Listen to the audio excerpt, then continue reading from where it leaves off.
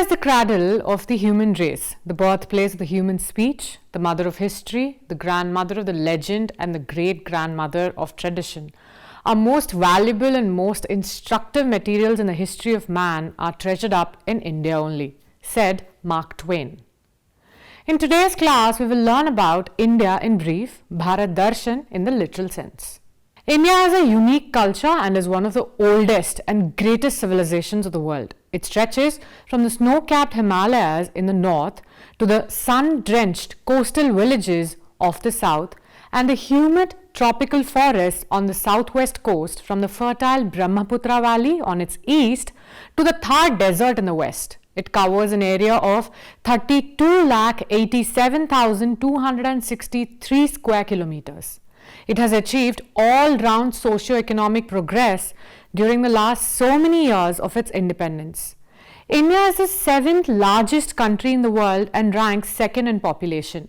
The country stands apart from the rest of Asia, marked off as it is by the mountains and the sea, which give her a distinct geographical entity. Bounded by the great Himalayas in the north, it stretches southwards and at the Tropic of Cancer tapers off into the Indian Ocean between the Bay of Bengal on the east and the Arabian Sea on the west. Lying entirely in the northern hemisphere, the mainland extends between the latitudes 8 degree 4 minutes and 37 degree 6 degrees 6 minutes north longitudes and 68 degree 7 minutes and 97 degree 25 minutes east, and measures about 3,214 kilometers from the north to south between the extreme latitudes and about 2,933 kilometers from east to west between the extreme longitudes. It has a land frontier of about 15,200 kilometers. The total length of the coastline of the mainland, Lakshadweep Islands and the Andaman and Nicobar Islands is 7,516.6 kilometers.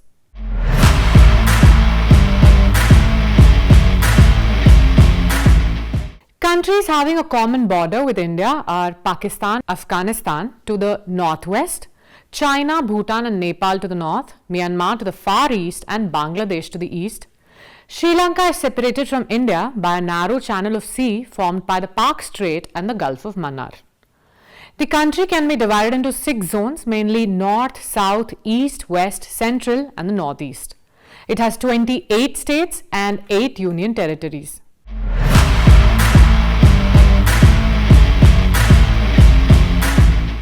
The mainland comprises 4 regions, namely the Great Mountain Zone, the plains of Ganga and the Indus, the desert region and the southern peninsula. The Himalayas comprise 3 almost parallel ranges interspersed with large plateaus and valleys, some of which, like the Kashmir and the Kulu valleys, are fertile, extensive and of great scenic beauty. Some of the highest peaks in the world are found in these regions. The high altitudes allow travel only through a few passes, notably the Jilepla and the Nathula on the main Indo-Tibet trade route, through the Chumbi Valley, northeast of Darjeeling, and the Shipkila in the Sutlej Valley, northeast of Kalpa, which is the Kinnaur region. The mountain wall extends over a distance of about 2,400 kilometers with a varying depth of 240 to 320 kilometers. In the east, between India and Myanmar and India and Bangladesh, hill ranges are much lower. Garo, Kashi, Jantia and Naga hills, running almost east to west, join the chain to Mizo and Rakhine hills running north to south. The plains of Ganga and the Indus, about 2,400 kilometers long and 240 to 320 kilometers broad, are formed by the basins of 3 distinct river systems, the Indus, Ganga and the Brahmaputra. They are one of the world's greatest stretches of flat alluvium and also one of the most densely populated areas on the earth. Between the Yamuna at Delhi and the Bay of Bengal, nearly 1,600 kilometers away, there is a drop of only 200 meters in the elevation. The desert region can also be divided into 2 parts, the Great Desert and the Little Desert. The Great Desert extends from the edge of Rann of Kutch beyond the Luni River northward. The whole of Rajasthan Sindh frontier runs through this. The Little Desert extends from the Luni between Jaisalmer and Jodhpur up to the northwest. Between the Great and the Little Deserts lies a zone of absolute sterile country consisting of rocky land cut up by limestone ridges. The peninsular plateau is marked off from the plains of the Ganga and the Indus by a mass of mountain and hill ranges varying from 460 to 1220 meters in height. Prominent among these are the Aravalis, Vindhya, Satpura, Maikala and Ajanta. The peninsula is flanked on one side by the Eastern Ghats, where about elevation is about 610 meters, and on the other by the Western Ghats, where it is generally from 915 to 1220 meters, rising in places to over 2440 meters. Between the Western Ghats and the Arabian Sea lies a narrow coastal strip, while between Eastern Ghats and the Bay of Bengal there is a broader coastal area. The southern point of the plateau is formed by the Nilgiri Hills, where the eastern and the western Ghats meet. The Cardamom Hills lying beyond may be regarded as a continuation of the Western Ghats.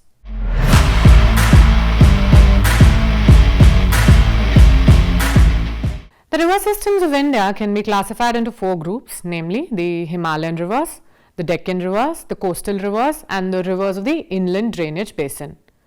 The entire country has been divided into 20 river basins or groups of the rivers basins, comprising 12 major basins and 8 composite river basins. The 12 major river basins are the Indus, Ganga, Brahmaputra and the Meghna, Godavari, Krishna, Kaveri, Mahanadi, Pennar, Brahmani, Baitarani and the Sabarmati and Narmada and Tapi. Each of these basins has a drainage area exceeding 20,000 square kilometers. The 8 composite river basins combining suitably together all the other remaining medium drainage of 2,000 to 20,000 square kilometers and small river systems with drainage area less than 2,000 square kilometers for the purpose of planning and management are firstly the Subarnarekha, comprising the Subarnarekha and other small rivers between Subarnarekha and Baitarani. Next we have the east flowing rivers between Mahanadi and Pennar. Then we have the east flowing rivers between Pennar and Kanyakumari. Next we have area of the inland drainage in the Rajasthan desert. And next the west flowing rivers of Kutch and Saurashtra including Luni. And next we have the west flowing rivers from Tapi to Tadri. Next we have the west flowing rivers from Tadri to Kanyakumari. And finally we have the minor rivers draining into Myanmar and Bangladesh.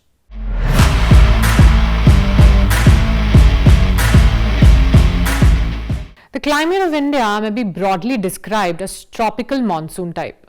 The Indian Meteorological Department designates 4 official seasons. Firstly, the winter from December to early April.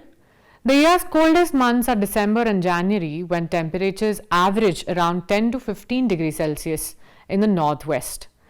Temperatures rise as one proceeds towards the equator, peaking around 20 to 25 degrees Celsius in the mainland, India's southeast region.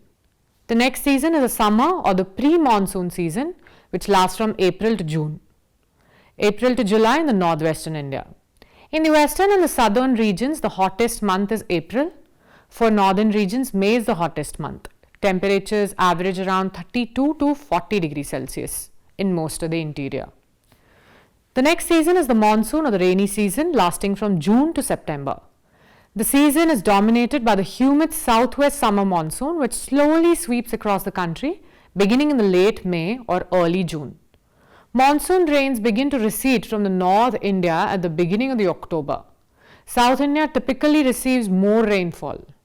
And the next season is the post-monsoon season, which lasts from October to December. In northwestern India, October and November are usually cloudless. The Himalayan states, being more temperate, experience 2 additional seasons, autumn and the spring. Traditionally, Indians note 6 seasons, each about 2 months long: the spring, summer, monsoon, early autumn, late autumn and winter. These are based on the astronomical division of the 12 months into 6 parts. The ancient Hindu calendar also reflects these seasons in the arrangement of months. India's climate is affected by 2 seasonal winds: the northeast monsoon and the southwest monsoon.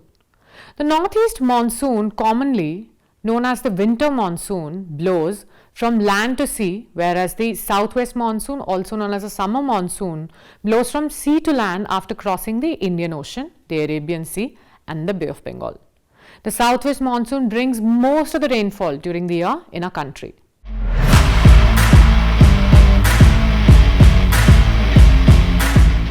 India is rich in flora. The available data places India at the 10th position in the world and 4th in Asia in the plant diversity.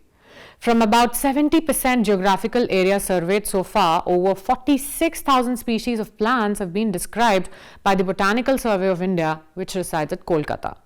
The vascular flora, which forms the conspicuous vegetation cover, comprises 15,000 species. With a wide range of climatic conditions from the torrid to the Arctic, India has a rich and varied vegetation which only a few countries of comparable size possess. India can be divided into 8 distinct floristic regions: the Western Himalayas, the Eastern Himalayas, Assam, the Indus Plain, the Ganga Plain, the Deccan, the Malabar and the Andamans.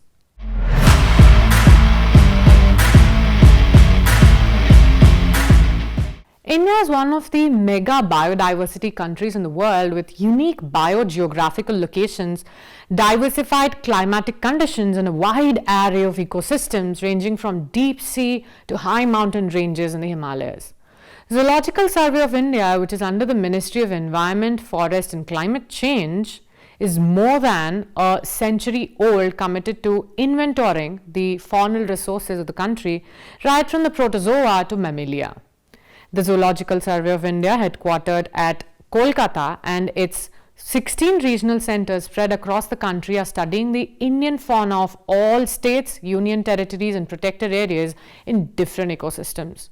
Altogether, 102,161 species have been documented by the Zoological Survey of India from India, of which diversity of arthropods stands tall with 76,461 species. India contributes to 6.52% of the global faunal diversity with an endemism of about 28%. Among the animals reported from the country, over 2,800 species are protected under different schedules of the Wildlife Protection Act of 1972 for better conservation.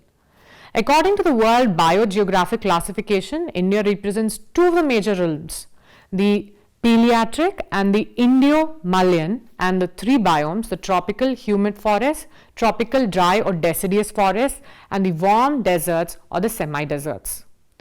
The Indian landmass has been classified into 10 biogeographic zones, and the Zoological Survey of India documented the faunal resources in some of them.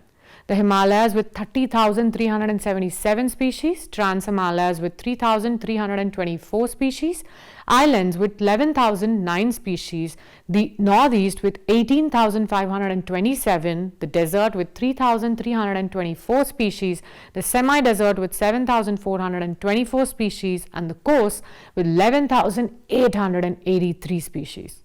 In order to protect the biodiversity, 903 protected areas that are spawning over 5% of the country's geographical areas have been designated, of which faunal communities have been thoroughly listed from 120 protected areas by the Zoological Survey of India. In the Indian Ocean region, India is one of the countries with high marine biodiversity that has been accounted with 20,444 species. Besides these, 9,457 species from freshwater, 3,939 species from estuarine and 5,747 species from the mangrove ecosystems have been recorded from the country. Among the Indian fauna, 5,632 species have been included in various categories of the IUCN Red List that require some attention for conservation.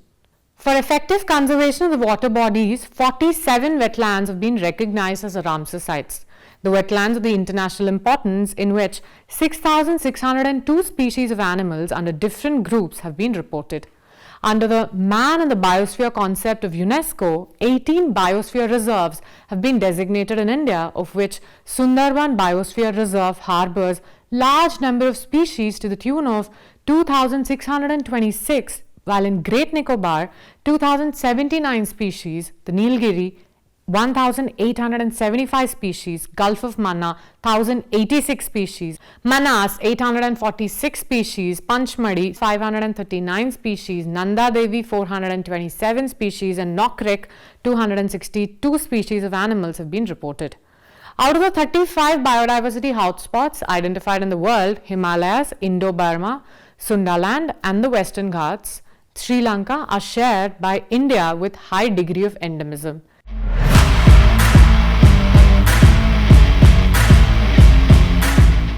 The Census of India 2001 was historic and epoch-making, being the first census of the 21st century and the third millennium.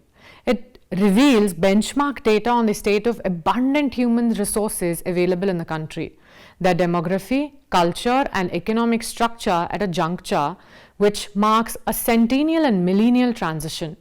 Census of 2011 was the 15th census of its kind since 1872. It was held in two phases, house listing and the house census, April to September of 2010, and the population enumeration was taken between February 9 to 28, 2011 with revisional round during the March of 5th, 2011. Reference date was 0.00 hour of March 1st, 2011. In the snowbound areas, the population enumeration was conducted from September 11 to 30th September of 2010. The final population data was released on April 30, 2013.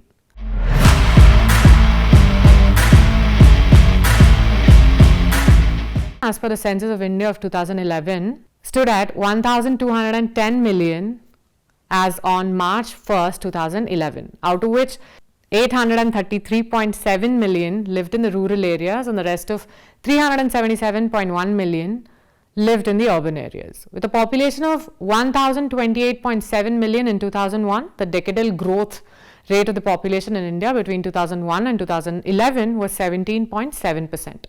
The population of India is estimated to have reached 1,363 million in 2021 and is projected to reach 1,522.3 million by 2036. India accounts for only 135.79 million square kilometers of surface area, a meager 2.4% of the world's surface, yet it accounts for a whooping percentage of the world population.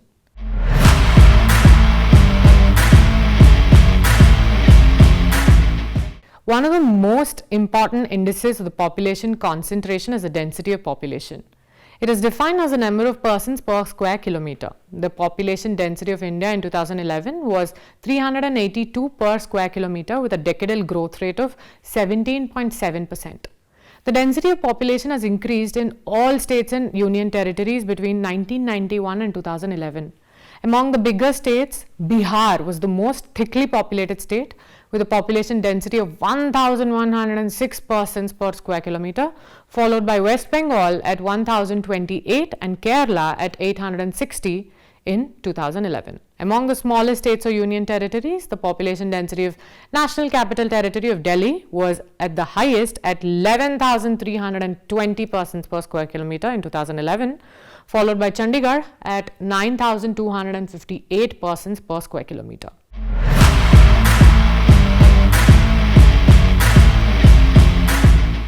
Sex ratio, defined as the number of females per 1,000 males, is an important social indicator to measure the extent of prevailing equality between males and females in a society at a given point of time.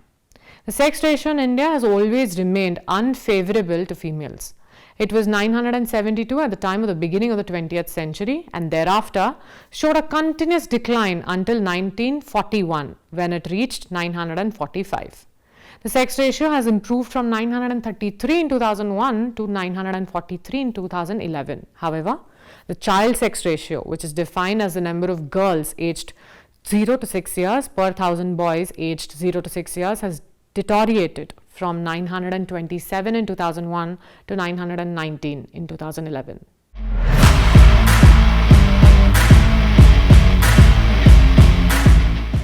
A person aged 7 and above who can both read and write with understanding in any language is treated as a literate as per the Census of India of 2011. A person who can only read but cannot write is not a literate. Prior to 1991, Census of India treated children below 5 years of age as illiterates. As per Census 2011, the literacy rate in India stood at 73%, 80.9% for males and 64.6% for females, an increase from 64.8% in 2011. Kerala retained its top position with 94%, males with 96.1% and female literacy at 92.1%, followed by Lakshadweep at 91.8% literates, Bihar with a literacy rate of 61.8%, comprising males of 71.2% and females 51.5% literacy, was the lowest in the country.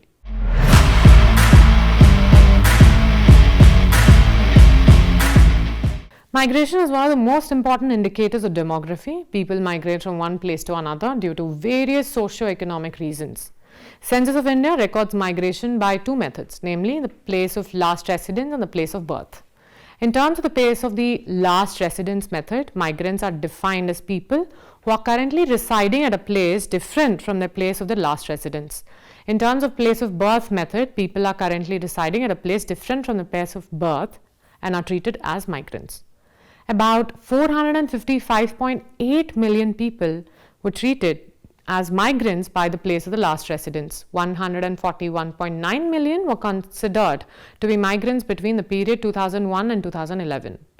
And a major chunk of the migrants in India, 84.8% in the period of 2001 to 11, were within the state of enumeration. Only 15.6% of the migrants were considered interstate migrants.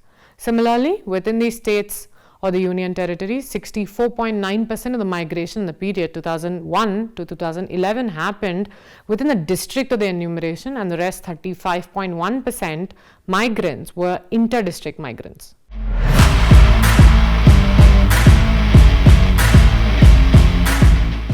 The fertility or the total fertility rate of a population is the average number of children that would be born to a woman over her lifetime if she was subjected to the prevailing rate of age-specific fertility in the population.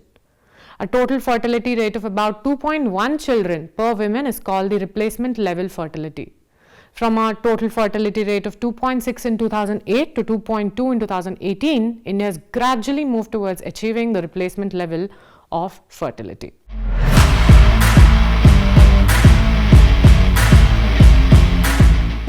The crude birth rate is a measure of birth rates and is defined as the total number of live births in a year divided by the total mid-year population and multiplied by 1000 to express it per 1000 population.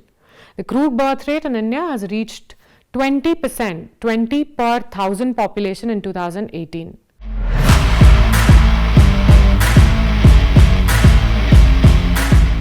The crude death rate is a measure of mortality rates and is defined as the total number of deaths in a year divided by the total mid-year population and multiplied by 1000 to express it per 1000 population. The crude death rate for India in 2018 was 6.2 per 1000 population, gradually down from 7.4 in 2008.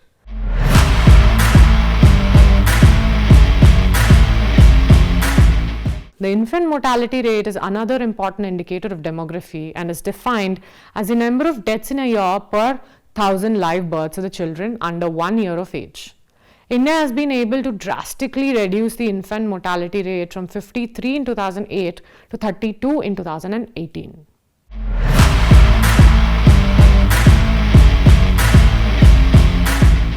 India is the largest democracy in the world. Its government is a constitutional republic and it represents a highly diverse population consisting of thousands of ethnic groups and likely hundreds of languages. Today, we have learnt about the various aspects of India ranging from the relief to flora, fauna and the demographic trend.